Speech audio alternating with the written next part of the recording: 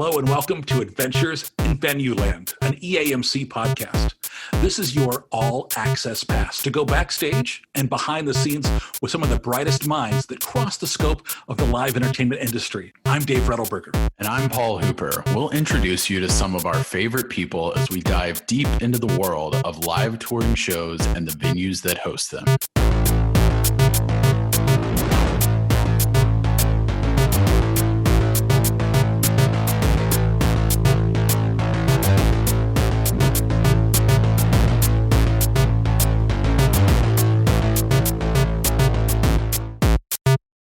Our guest today, the legendary, iconic, world-renowned Dave Brooks. Welcome to the podcast. Great to have you here today. Thanks, Dave. Thanks for having me. I'm excited to do this. I'm excited to be here with you guys. Do not inflate his ego like that, Dave. He doesn't need it. Dave, where are you at these days? I mean, because, there was Billboard and there's other web publishing and stuff you do. So for somebody who is not familiar, where's Dave Brooks? Right now, I am at Billboard. I'm the senior touring director and the cover for live entertainment. And we were just purchased by Penske Media Group. So we, as of this week, we're part of the same media group as Rolling Stone, Variety, Deadline, Robb Report, all sorts of different publications. So more of a kind of a straight ahead media magazine company. Previously, Billboard had been owned by MRC, which was more of a Hollywood style film production studio. It's the media business, just like the entertainment business, lots of, acquisitions and mergers and consolidation. But I'm excited. Our new ownership group seems really great and excited to do some new stuff with them. Now, we're talking to you in your home office, right, today? Right, yeah. We warned us we might have a little interactivity there from the Brooks household. Yes, I have a very needy dog who I love, Bandit, and then my son might make an appearance, Wesley, 3.5, but so far he seems to be entertaining himself. We'll queue up the dinosaur songs for you that way, just in case. Yeah, he loves the dinosaur songs by Howdy Tunes. If you haven't heard them, there's an entire rock opera dedicated to dinosaurs. It's pretty cool. As my son is getting ready to start college next year, I missed the dinosaur phase. I'll just say that. Those were good days. They're good times. Speaking of good times, let's start you off today with a real softball. When can we go back to work? What's the future? What's going on, Dave? How do you kind of see this all playing out over the next year? And I really don't know. I'm hoping that we can get back to work sometime in September or the early fall of next year. It's hard to say. Maybe it could be as soon as the summer. If shows get back going in, say, September, hopefully we'll be back months before that, as soon as June or July. But it's going to be a little while, and that's really unfortunate. We have to settle in a bit, How do you see this ramping back up? You think we'll have big touring productions, or are we going to start off with some smaller stuff? I think we're going to see an expansion of the drive-in shows and the pod shows and the kind of socially distanced concerts. Talking to a lot of agents, they're really planning for a ramp up of that next year, early spring and summer. And then I think once we reach certain levels of inoculation, public health officials sign off, then I think we can start seeing a ramp up of shows we are used to. But I don't think it's likely that we're going to just start filling arenas. We're going to go from social distance concerts to full arenas overnight. I think it's going to be a slow ramp up, and it's going to take a little while. It's funny because when this all started, I think we're taken by surprise by, we all thought, spring break's going to be an extra week or two, but we'll definitely be back by, summer 2020.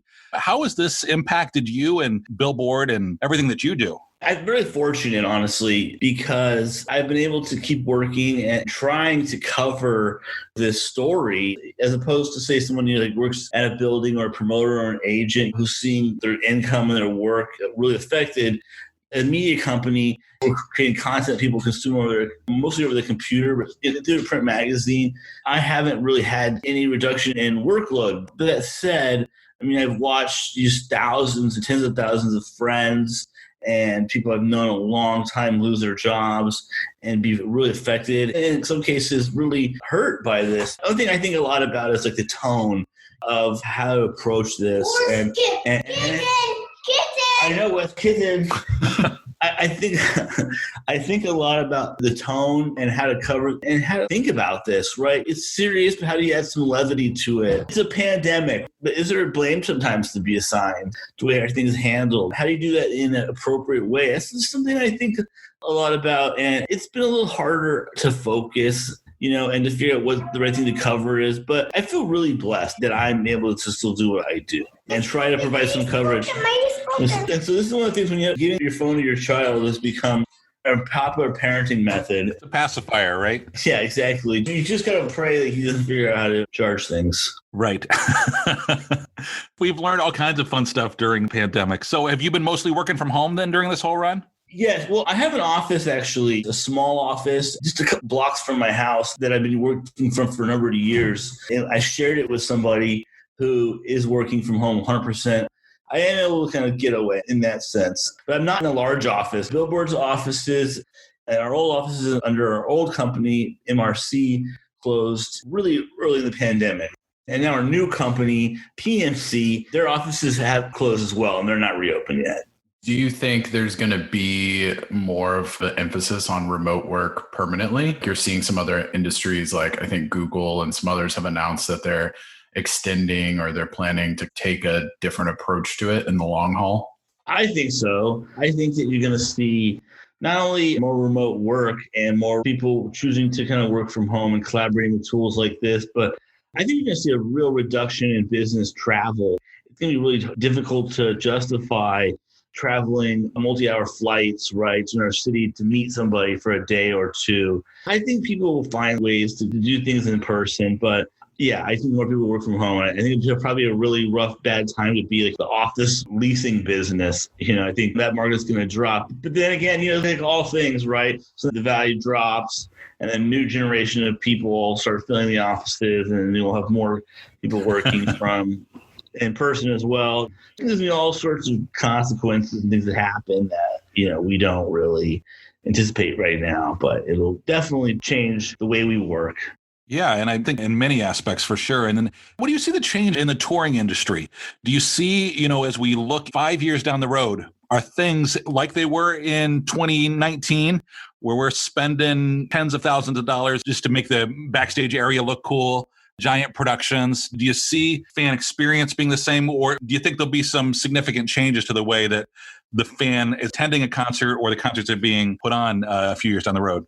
You look, whether or not tens of thousands of dollars are spent on catering and extravagant and green rooms and the list of demands. I'm forgetting what it's called right now. That artists send to you, right? The requirement list. Right. The writer, yeah. It's going to be more expensive, right? Because it's going to the cost of mitigating like virus and cleaning and that type of thing. It's going to be costly, I think. And that's going to be related, I think, to the virus and inoculations. The news I've seen is just that the vaccines are going to work kind of more like your pets are vaccinated, where you get to be regularly vaccinated, you get booster shots, right? I think there's going to be a concern about viral spread for a long time, is basically what I'm saying.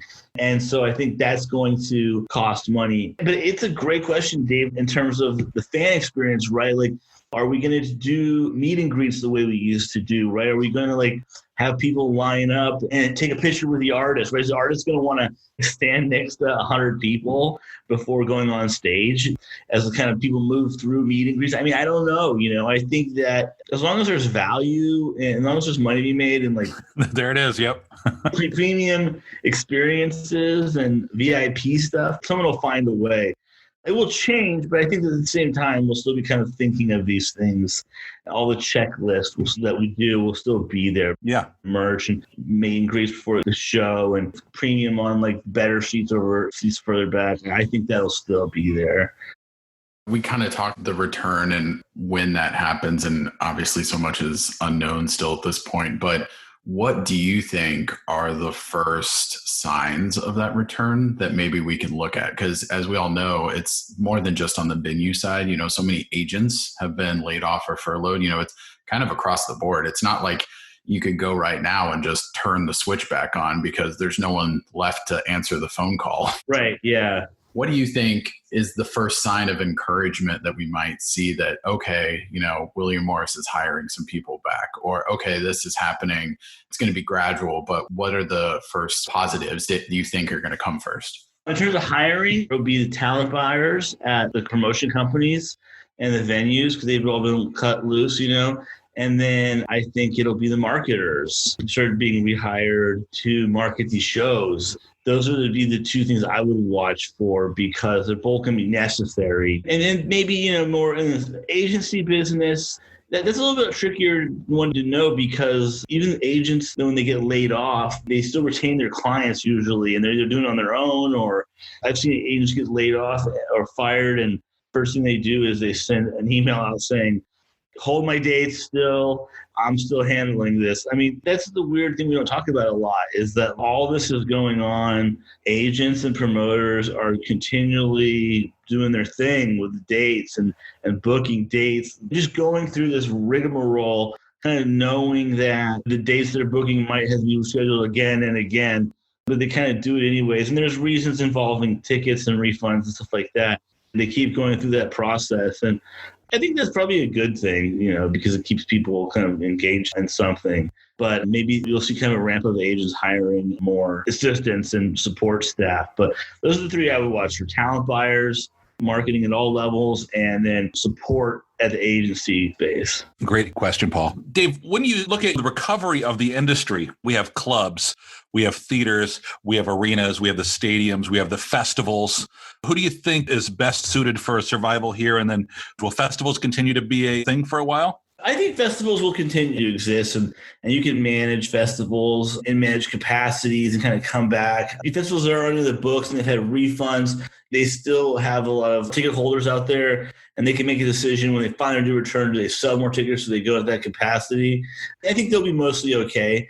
I think it's arenas, though, that'll really find a way to come back stronger and kind of push the envelope more, because that's where the money is. That's really the revenue generator for shows. Sure. The challenge would be being indoors and being close to certain proximity. But I mean, I think that the industry wants to get the arena touring back up, because it was such a healthy business before. And it's where you make your money. It's where you make the $1 million, right? It's where you make those big grosses. And I mean, stadiums, of course, too. Think about this as a percentage of the number of shows that happen successfully.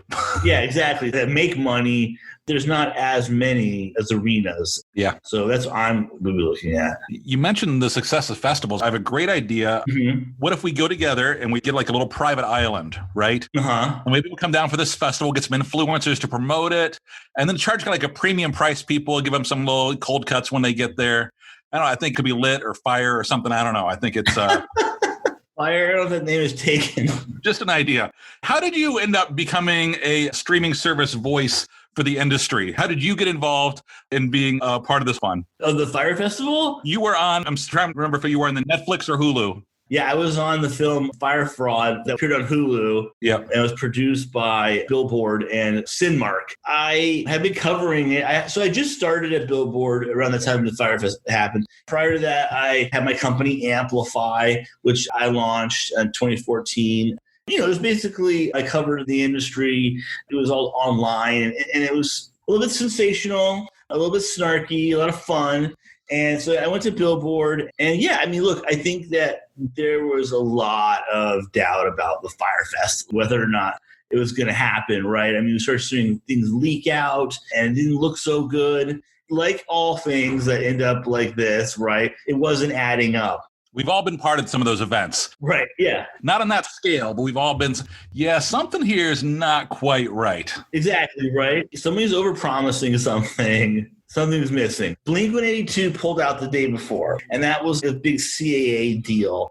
And they went full mode, and they started kind of hinting things weren't up to their standards. They don't feel they could execute a good show. So that was a huge red flag. For me, I mean, simply, I just basically fired up the computer, got a couple agents I know on text messages, and put on the big screen thing I could get on Fire Fest. It was my war room, as I called it in the movie, and they made me correct that, which I thought was a funny part where, I said something like, it's my war room, and then they're like, what was your war room? And I was like, well, it's basically just me in my living room. But I mean, so then we just covered it. And then, like all things of these disasters, everybody involved starts wanting to kind of clear their name. They got somebody else to blame. You call one person, he tells you it's not his fault, and they call the other person. Things start to leak out and all the information, and we were trying to get, and like every other media outlet, there's just a lot of info out there. And I had no idea in the end how much manipulation had gone into it. I mean, when I finally saw the documentary, I was shocked, honestly. I didn't even know half of it. It was crazy. Yeah, it was crazy. The documentary was really cool. I mean, I basically went to New York for 2 days and sat with this director in this studio and just exhaustively told him everything I could possibly think of. Well, it's been so interesting. After the movie came out, if you remember the history of it, Netflix had a film as well, which is called Fire. Right. And they really hyped the movie. It was very artistic the way they shot it and produced it. And so our company decided we're going to scoop it, right? And so we secretly went, and I had no idea either, but they secretly went into like hyper production mode, and they prepared this movie, and they got it all ready to go as close as they can. And then they dropped the film the Monday before Netflix's film was to come out on a Friday. And so that created a entire like rivalry between the movies that like made it bigger than I think it would ever have been. Agreed. They kind of helped each other. Yeah. This moment of 2 dueling documentaries, it became huge. Then they got crazy again. Our director, we had licensed the footage from Billy McFarland, who's the mastermind, so to speak, right, of the festival, which he technically owned according to court. And that money went into a victims compensation fund. We were, accused of paying Billy, and that was never really explained. You have to remember, our film had interviews with Billy McFarland where they really broke him down, right? I mean, he really looked bad, and he kind of made culpa at the end. It went back and forth, and then finally, very recently, I'd say, last month, the Netflix filmmakers who shot it are being sued now by the bankruptcy trustee in that case, saying that their footage belonged to the estate. Okay. And because basically the guys with the footage never got paid, so they took the position, well, this is ours then, and sold it to Netflix. And the bankruptcy trustee was like, no, you can't do that. And so we'll see what happens now. I doubt they'll have a trial. If they did, that would be awesome. It's the story after the story, right? It's like the Firefest keeps aflame. Yeah, they'll figure it out. And so it's just a lesson in life. I had no idea how bankruptcy really worked at all, right, before this. I declare bankruptcy. Yeah, exactly. The lesson was like, if someone doesn't pay you and then they go into bankruptcy, those assets that you have in your possession, just set them aside. Don't sell them, because someone's going to come looking for them. So it was just such a great, fascinating, both movies, obviously kind of attacked it differently. They were both great. But for those of us in the industry, it was just a fascinating look behind the scenes. And it was great to follow your coverage of it and then kind of see how it all played out. And it was just some great stuff there. Yeah. And the director, Jed Yorkman, he did an amazing job. I thought both films were great. Ours felt kind of more like a wacky Dateline episode, Something I covered, I was amazed, And there's some of the characters in both of the films, right? I mean, our guy, Delroy. Yes. He's awesome. And then, of course, the woman, I'm forgetting her name, at the end of the Netflix film, who really made an emotional plea about being out tens of thousands of dollars. And then who could have forget Andy King, the water guy? Right, sure. I mean, these characters are just incredible. I was fortunate enough to meet Delroy. He came to the United States for an episode of American Greed, which they shot, in which I didn't participate in that episode, but I had participated in an episode about something else, and we were being produced the same day. When they told me, we're going to combine you with the Fire Festival, I was like, oh, great. That's awesome. Story of my life. Yeah. So, hey, before you became a streaming service superstar, and working for a billboard, right? Let's take you back a little bit. Dave Brooks, you're 13 years old. Uh-huh. Where are you, and where do you think your life is headed? What do you think you're going to do with your life? I grew up in the Bay Area. I grew up in the suburbs of like the East Bay, so like the suburbs of Berkeley and Oakland. And you can say San Francisco because the big city. I've been a music fan my whole life. Started going to shows as soon as I could, 14, 15, my mom dropping me off at like small shows in the suburbs, coffee shops and parking garages and vets halls. And as I got older, I kept going to shows. I got really into punk and ska and hardcore and all that stuff when I was a teenager. I went to college at UC Santa Cruz, and I realized, that there was no girls that go to any of these punk shows, right? All these punk shows, it was all dudes. And so I realized I was in Santa Cruz, I had to change my game up a little bit on the concert, the music scene. So that's why I started getting more into all kinds of music really then, first hip hop and reggae and jam music and all kinds of music, right? Like, of course, the Santa Cruz is like a little more hippie focused. And then I started working at the school newspaper, the City on the Hill Press. And I realized I really enjoyed, being a journalist, covering, the Board of Regents or just like the small, scandals or things that happen in a college, especially where people live in the dorms and fun stuff, but kind of serious too, I guess, like to the people who are living there. I had thought that I was, my major is in international, relations. And I thought I had wanted to, go into that. I even had an internship at the Atlantic Council in DC, which is like kind of like the think tank for NATO. And I also had spent time in Valladolid, Spain, studying Spanish, which I have a minor in. I thought I wanted to do that, but I don't know, I didn't really like DC and I was kind of really into more and more into journalism. So it's almost like, thank God for humanity in the world, I did not get into diplomacy because whatever we're doing, it would be worse. I can't imagine representing us in internet development or whatever I thought I was going to do. And so right out of college, first job I had was at a newspaper in Watsonville, California. And Watsonville is like 15 miles south of Santa Cruz. So, about 80 miles south of San Francisco. So you're still in Northern California, not really the Bay Area. You're more like close to Silicon Valley.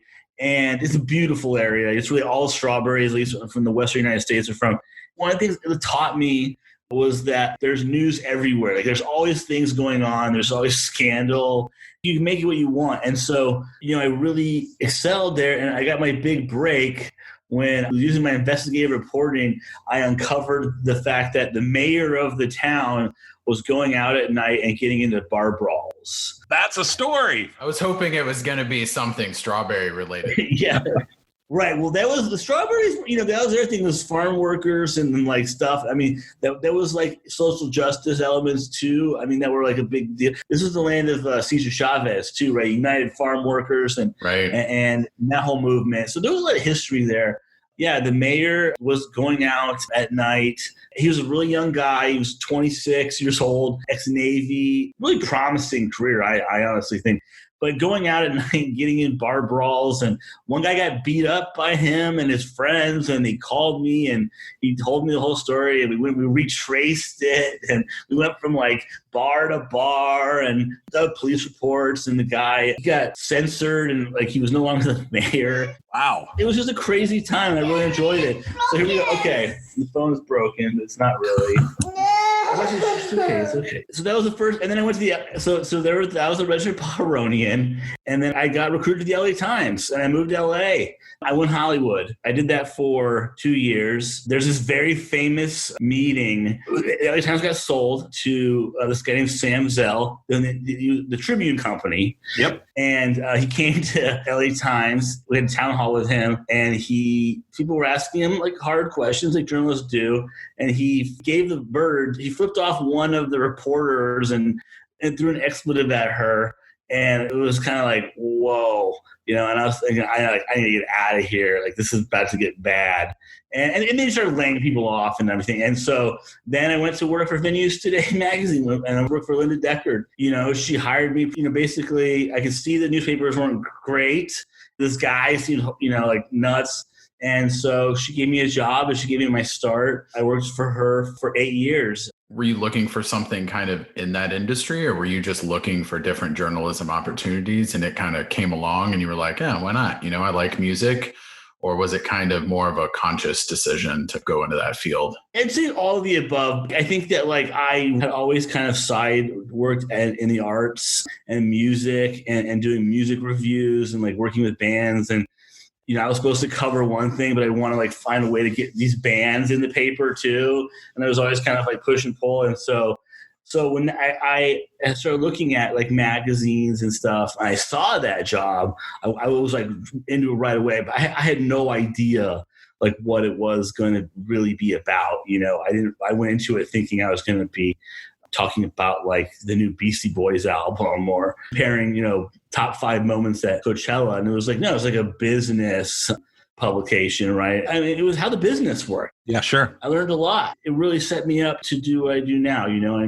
I learned so much from Linda, and what really appealed to me was that I got to go to events like the Event Arena Conference, right? I got to go to all these conferences and travel all over the United States and Canada to conferences and meeting everybody and really getting to know the industry. It was not what I thought it would be at all, but it really set me up to do what I do now. Walk us through that transition, though, because once, obviously you had, built up quite a relationship base at venues today. And then what made you realize it was time for a change? It's like any job. I think that like venues today was very informative, and the publications reflect the people's personalities who run them. And I think it reflected Linda's personality, and I think it was a real celebration of the venue industry. It was almost kind of like the hometown paper of the business. Yeah, very much so. I wanted to do like more scandalous stuff. I wanted to be more investigative. I wanted to like pump up the drama. And I wanted to I just saw all these things going on at the time I viewed as like, we're not covering that. And I wanted to be more stylized, to more look like Spin or Rolling Stone like in the 90s, right, or the zines I used to read. I'm really influenced by that, And so I decided to leave and to start my own publication. Was that scary to kind of get out there and do that on your own? Yeah, it was scary, And look, I will say that at first separating from Linda didn't go great. And there was some bad feelings on both sides, but we've since amended that. And I really respect her a lot. And I know that she respects what I do too. She still attends events and she's still doing her thing. And it was scary, it was because I had no idea, if I was going to be successful or what was going to happen. I mean, I thought if this doesn't work, I was going to go, I don't know what I was going to do, but I was going to not be a journalist probably if this didn't work out. And so, I launched my site and I started covering news and I made it free for a while. And I remember I started charging, right, for the content. And I remember the day that I turned on the paywall and started charging $100 per membership. I hit send on the please join for paid membership, right?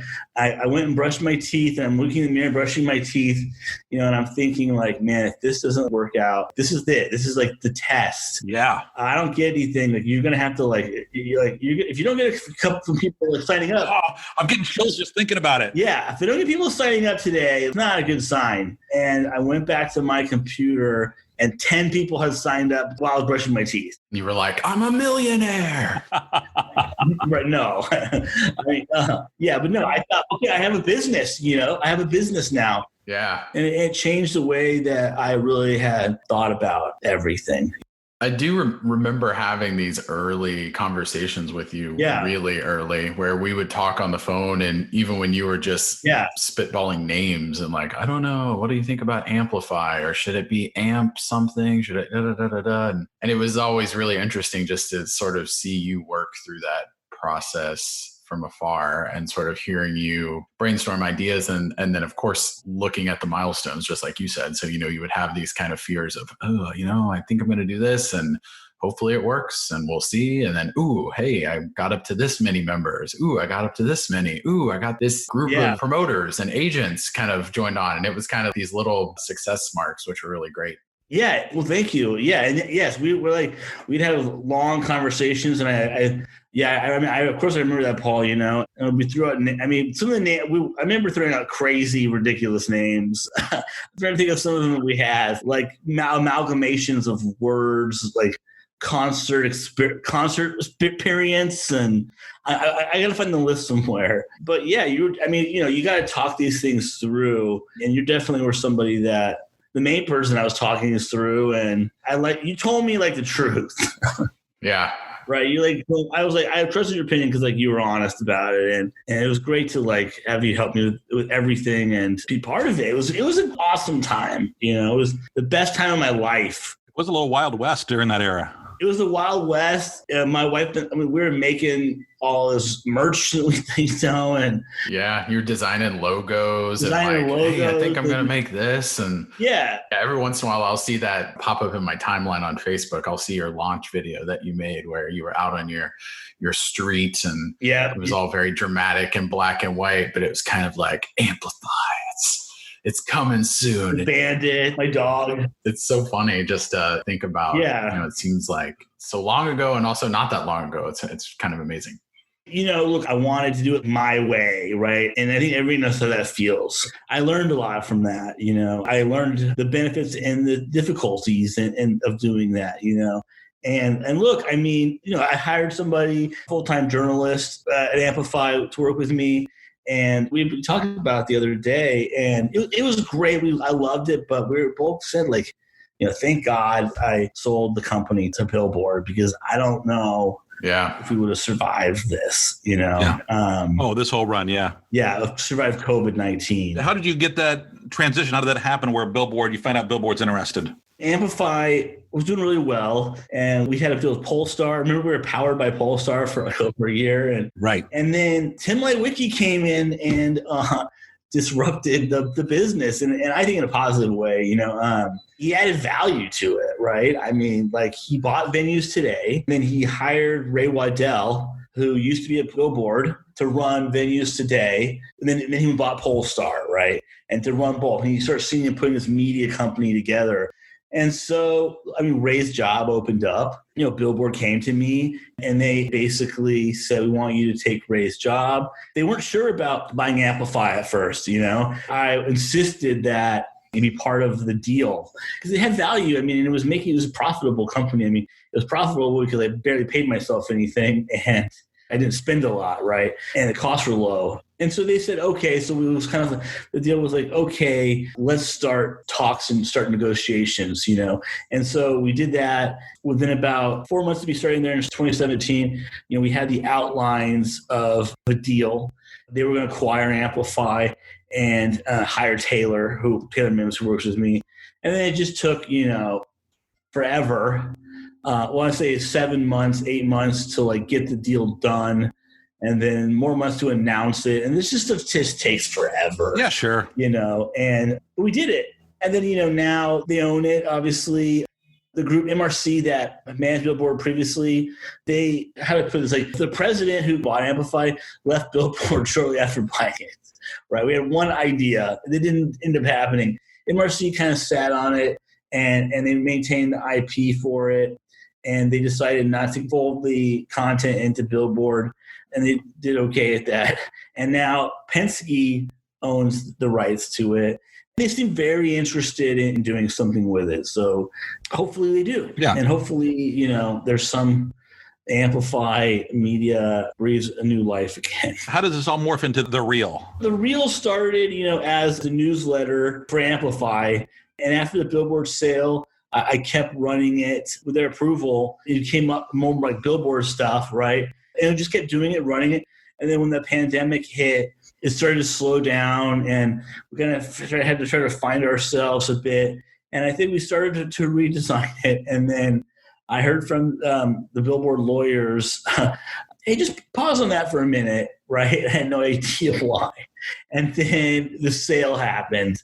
And so I'm sure it was them just kind of buttoning everything up, I started getting a lot of questions from the attorneys about Amplify, like 2 years after the sale. I had no idea, like, why are they asking me all this stuff? Like, and I think they did the sale and they just wanted to keep everything buttoned up. So Penske says we're going to keep it going, and I'm excited about that. It was just tough to to restart it and then stop, but we're back in action, I'm being told. So, and that's the thing about going corporate selling, like, I'm a company guy now.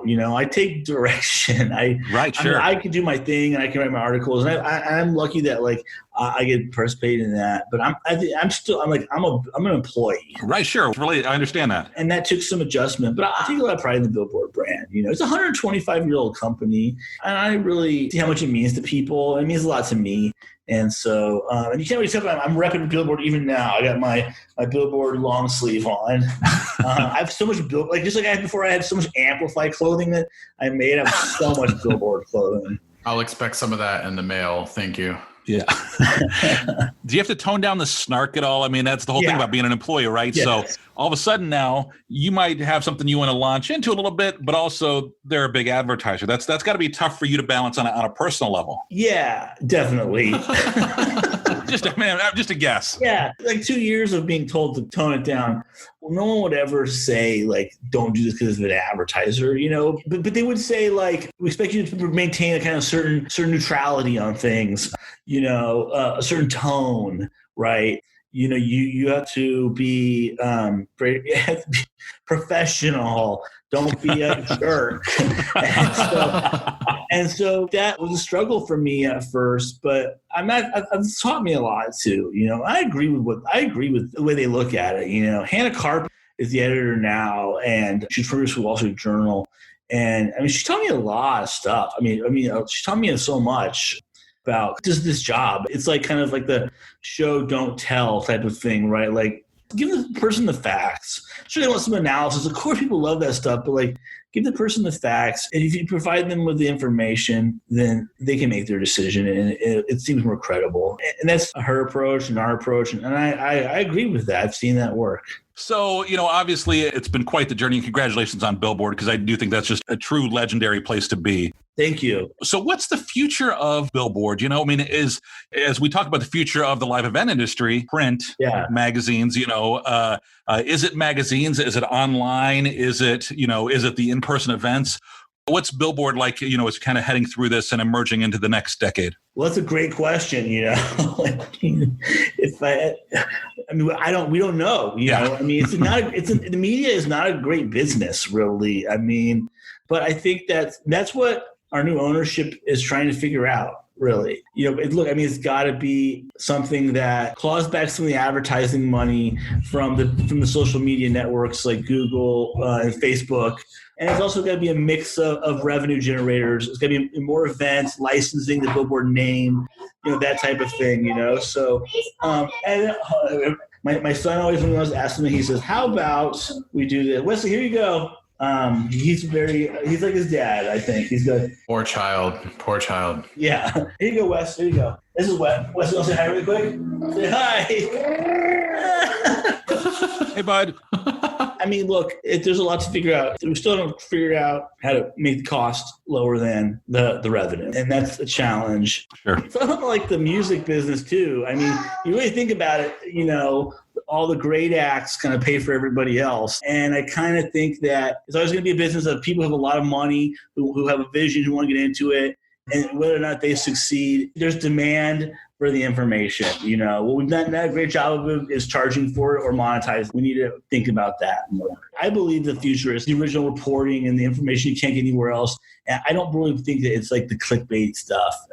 Sure. Or like just the sensational headlines and that type of stuff. I think that's a race to the bottom. Well, speaking of things you have no control over, talk about dad life. How has dad life changed Dave Brooks? It's totally changed me, I hope for the better. My kids rule the roost. So much of my life is kind of built around their schedules and just, having this young human being who wants something, and you've got to kind of figure out like, whoa, I got to put my needs or my priorities on hold for this child. And I got to figure out how to communicate with this person. And you find like the most rewarding moments, are the ones that you never thought you'd appreciate, just like your son hugging you as he goes to sleep, or just enjoying a movie together. Like our two favorites, I've got him into are The Goonies. Classic. And Pee-wee's Big Adventure. Nice. And he loves it. And that kind of stuff, I never thought that would be so much fun. I have a daughter, a 1.5-year-old daughter, who is a totally different personality than my son. And it's been so much fun, like having her personality come out too. All my time with the kids, every free second, every free moment. It sounds like he's maybe a bit of you, and then maybe she's more like Kristen, Kristen, my wife. Yeah. For anyone who's met Dave's wife, they have a lovely balance of personalities. They're very, they're very different. It's a great balance though. It's lovely, but they're very different and it complements well. Yeah, we're very different. My son is like me that my wife is paying for. my wife is paying for my past, or just my childhood. But yeah, my wife is, she's a nurse practitioner. She's one of the nicest people, and I'm so lucky to have her. How long have you guys been married? We got married in 2012. Okay. And we've known each other since college. So she's seen you through it all. She's seen me through it all, and she's been with me through it all, and she supports me. I wouldn't have done any of this without Kristen. I mean, honestly, especially Amplified. I wouldn't have been able to done it because she was working the whole time as a nurse and helping support it financially and support us in the beginning, And, she's my co-founder. She was the co-founder of Amplified. That's always been important to both of us. So shout out to you, babe. I'm sure she's had an interesting go of it too during all these times, particularly just because of her field. Yeah, being a nurse during COVID is really stressful. Well, she mostly now is focusing back on home health, time she has spent doing ICU and those things. I mean, look, if you were in the ICU with COVID, you'd want her as your nurse. I think she's very professional and has empathy that not everybody does. If you're seeing people go through that, going through COVID, you're almost trained to be kind of robotic about it. They almost train the empathy out of you. And because people have to, I think, to cope and go home at night, right? And I think that she's been able to excel with that, but and do really well. But then at the same time, I'm kind of well, don't do too well on the ICU because we want to get you out of there and go back to home health. Her hospital's done a great job. None of the medical workers have contracted it since April. It's great. I mean, they take this stuff super seriously. And I've learned a lot about the virus, and it's eye-opening, and it's scary. But things are getting better, I think, in terms of treatment, and hopefully we can turn the corner on this thing, I hope soon. I look forward to the days when our biggest worry is who's booking shows into the Greek, right? Right. Yeah, exactly. Right. Oh, man. So true. I can't wait for some drunken idiot to yell Freebird. Yeah, right. That's going to be the best day. Yeah. Hey, Dave, before we let you go here, get back to the dad life, we're going to do a little fast 5 here. I got 5 questions for you. We're just going to do rapid fire, just looking for you, a quick answer for you. So if you are ready, we'll launch into it. Go. First concert. Smashing Pumpkins. Favorite concert. Favorite concert, Rage Against the Machine Muse yes. for LA Rising with Paul Hooper with me. Yes. God, that was amazing. That may be my favorite concert too. Gosh, last Rage show too, right? We thought they were coming back and then that all got bumped because of COVID. Nicest artist you've ever met? I'd say George Strait was extremely nice. Tie between George Strait and Garth Brooks. Favorite venue for live music? I'm going to say the Greek Theater. I love the Greek. It is a great venue. Last question. What is the Dave Brooks theme song? So there's a TV show about your life. Cameras follow you around Kardashian style, right? And the theme song comes on for the show. What is the song that sums up the Dave Brooks show? Sabotage by the Beastie Boys. Nice. Well done. Beautifully chosen. Dave Brooks, it's been great having you on today. If somebody wants to follow you or follow along with Billboard or The Real, give us all the best places to check in. Honestly, the best thing to do would be to just email me, dave.brooks@billboard.com, or follow, Billboard Biz. Follow Billboard Biz on Twitter. And hopefully my son will be... you can also, soon contact Wesley, and he'll give you all the real insight into the latest Dinosaur albums coming out, Yeah, Dinosaur rock and roll. Thank you for the time today. I know you're busy, and we really appreciate it. And thanks to everybody for listening to Adventures in Venueland. Remember, you can subscribe and find more episodes wherever you listen to your favorite podcasts. We love your 5-star reviews so you can help others find us. And until the next adventure, I'm Dave Rettelberger. And I'm Paul Hooper. Thanks for listening, everyone.